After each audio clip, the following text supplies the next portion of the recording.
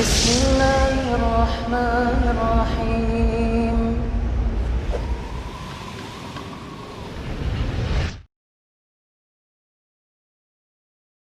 Ustadz, baru-baru ini ada kejadian Ustadz, yaitu seorang akhwat ketika berjalan di depan rumah seorang kiai, tiba-tiba cadarnya itu ditarik Ustadz. Terus sang kiai tersebut bilang sambil narik, apa-apaan ini gitu Ustadz. Ini gimana Ustadz menurut antum Ustadz? Hukumnya begitu ya, taib, barakallahu fiik. Ya, ini ujian ya bagi orang yang menjalankan syariat tentunya, bahwa pasti akan ada gangguan, dan itu sebagai bukti untuk pembuktian keimanan tentunya. Namun bagaimana hukum dengan orang yang seperti itu? Maka kita katakan ada dua hukum bisa kemungkinan. Yang pertama, ini hukumnya bisa kekufuran.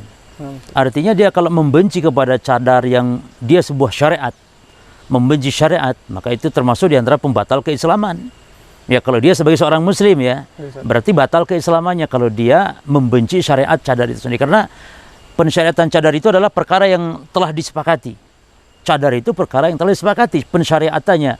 Namun ulama khilaf itu dalam masalah hukum memakainya, apakah wajib atau dia tidak wajib, yakni sunnah. Jadi semua ulama mengatakan itu disyariatkan. Namun ada yang mengatakan wajib, yang konsekuensinya berdosa kalau tidak pakai cadar.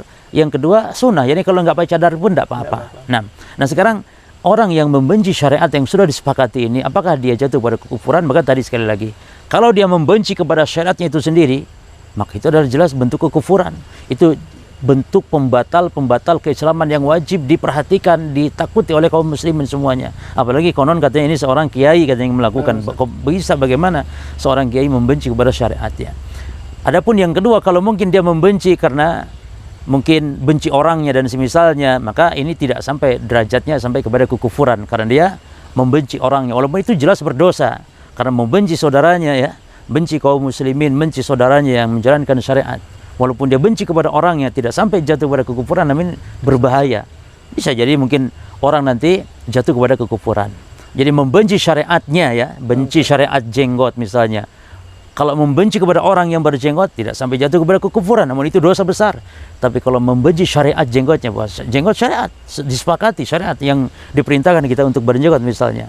Nah ini wajib bagi kita sebagai seorang muslim yang menjalankan syariat mendapatkan gangguan, pelecehan dan semisalnya, ya kita bersabarkan ini sebagai bentuk ya ujian dari Allah ketika kita melaksanakan ya syariat.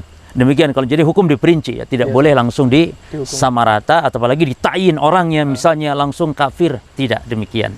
Karena bisa jadi orang tidak tahu melakukannya, hukumnya bisa jadi. Nah, barakallahu fikum. Nah, Ustaz, terhadap orang yang melakukan hal tersebut Ustaz, ini sebaiknya kita doakan untuk dapat hidayah atau bolehkah kita mendoakan hukuman atau hukum laknat itu? Keburukan ya. Taib. Ya. Jadi kalau mendoakan secara umum dengan keburukan ini dibolehkan bagi pelaku maksiat, bagi orang yang melakukan pelanggaran-pelanggaran, agar dia jera, agar dia takut. Makanya Rasulullah SAW pun tidak setiap Rasul ada orang berbuat salah mesti doakan kebaikan, tidak.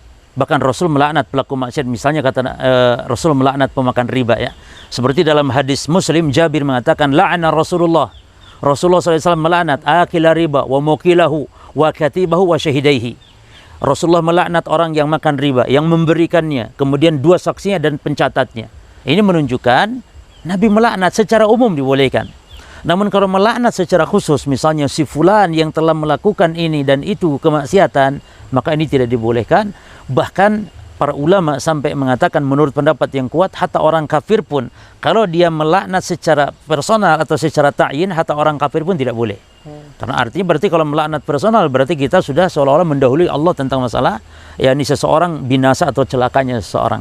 Adapun kalau secara umum, orang Yahudi, Nasrani, orang-orang kafir semoga dilaknat, mereka tidak masalah karena secara umum. Demikian pula pelaku maksiat, sebagaimana Rasulullah SAW melaknat setiap siapapun wanita yang mencukur alisnya misalnya, itu termasuk diantara laknat secara umum. Maka kepada yang yakni merusak kehormatan wanita muslimah yang afifah, dia yang menjaga kehormatan dengan memakai cadar, lalu dia rusak kehormatannya ya dengan sebab dia melepas cadarnya, ini termasuk kemaksiatan, maka kita katakan semoga Allah pun melaknatnya, memberikan keburukan kepada siapapun, tidak secara personalnya, maka dibolehkan agar orang itu takut ya. Namun tentu kalau kita doakan ya semoga dia mendapat hidayah, tentu juga tidak masalah ya. Kalau kita doakan agar mendapat hidayah. Bahkan jangankan sebagai seorang muslim, atau orang kafir pun kalau doa semoga dia mendapat hidayah, maka ini tidak dipermasalahkan. Namun ingat, perlu sesekali didoakan keburukan agar dia tuh takut semua orang, jadi tidak lagi melakukan, karena dia akan mengalami keburukan dalam hidupnya, dunia, dan lebih-lebih na'udzubillah nanti di akhirat apabila dia tidak takut terhadap akibat daripada melecehkan syariat Allah Subhanahu wa taala. Ya, demikian mungkin, barakallahu fikum. Jazakallahu khairan.